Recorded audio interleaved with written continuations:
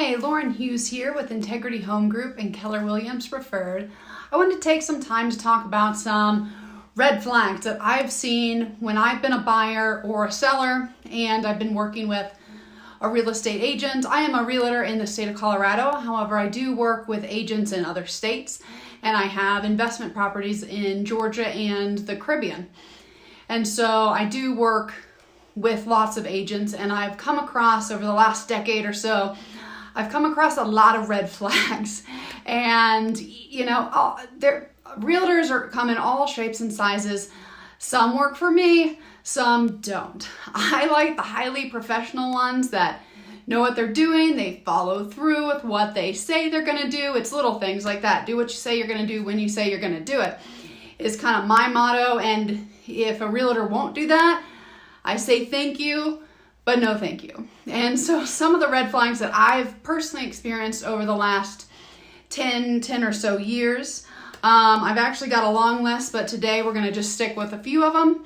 And the first red flag is not providing enough information from the MLS, or not providing me with the information that I'm requesting. And I don't know if I don't know why they won't do it. I've had realtors refuse to give me more information from the MLS, like the history, or I'm not asking about confidential information, because there is some confidential information in the MLS, or the multi-listing service, that real estate agents have, but it's just more of I don't know if it's a laziness thing, or if it's I've answered enough questions, I'm not going to provide that information for you anymore. I'm not doing that. So I've actually had agents that have refused, or I've had one that even shut her computer right in front of me.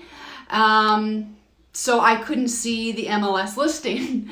And that is just a raging red flag. And it turns out she was trying to hide information from me, even though I was trying, she was technically my fiduciary here, and she hid information. From my perspective, she hid it because she knew it, but didn't want to tell me it. And it was just some negative aspects of the home that weren't actually in the seller disclosure. At the time, I was told that it was I couldn't see that because I wasn't a real estate agent. Now I know that was not the truth. And so if I ever have an agent that won't provide me the information I'm requesting, I think it's time for us to move on.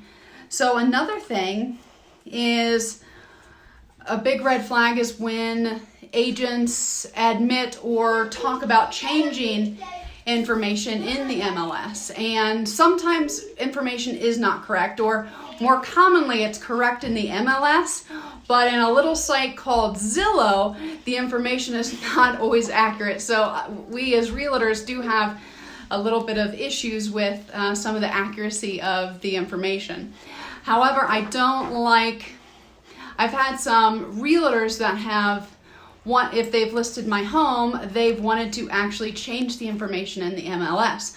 And that is shocking to me, because it's not accurate and it's wrong. And we'll just leave that there. But I have worked with agents that wanted to change year built dates or information based on sorry, I've got my helper right behind me, my beautiful daughter Ella. I don't know if they're trying to hide things or make the house look like it's more expensive. I can't say what's going on, but those are two of my big things.